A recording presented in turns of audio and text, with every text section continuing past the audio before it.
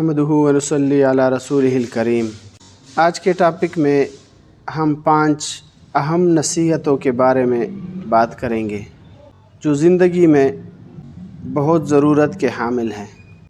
پہلے نمبر، حقیر سے حقیر پیشہ بھی ہاتھ پھیلانے سے بہتر ہے کہ انسان ہاتھ پھیلانے کی وجہ سے ذلت کا شکار ہوتا ہے اور ہر وقت اس کے چہرے پر رسوائی سی رہتی ہیں، تو اس سے بچنے کے لیے بہتر یہ ہے کہ اپنا کوئی بھی کام ہو لیکن اپنا ہو۔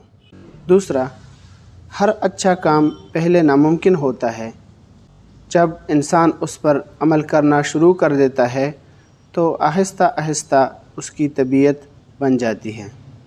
تیسرا، نفس کی تمنا پوری مت کرو ورنہ برباد ہو جاؤ گے۔